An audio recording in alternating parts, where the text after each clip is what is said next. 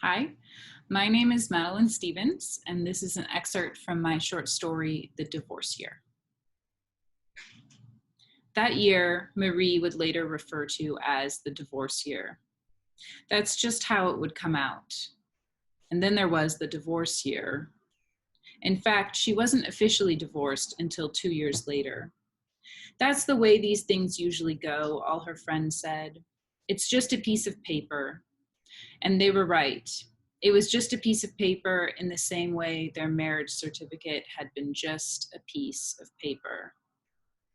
She always said, we were married for 9 years, though it had only been 6, with 3 years of courtship before, and it was the year she moved out, the year of the separation, that her particular turn of phrase referred to, not the one in which the papers had actually been signed, when it hardly mattered anymore, when, of course, they were divorced.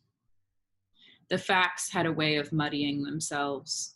The whole debacle had been a process of taking things one day at a time, which is how the husband had always talked her out of panic attacks over the years. We're just going to take things one day at a time, he'd said, like in AA. First, under the guidance of her husband, she'd set up an online dating profile. Then she'd gone on a date. Then they'd each slept with other people. Then they'd had to decide to not stop sleeping with other people. Then she decided to try living alone.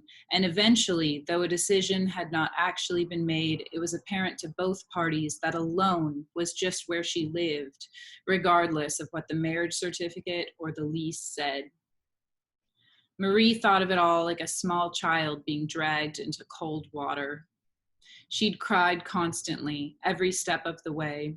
But eventually she'd gotten used to the cold and found she was still capable of movement, even if she was numb and achy. She'd taken to writing long, rambling emails to her friends. The oversharing was a coping mechanism, of course, but also a host of attempts to create a narrative she could live with. My skin is suddenly worse than it's been in years, maybe ever, she confessed. I have dreams about peeling my whole face off, starting at the forehead, slowly working away at the edges until it all pops off at my chin, revealing a myriad of strange things stuck to the underside, crystals and plants. God, could my dreams be any more obvious? It's gross.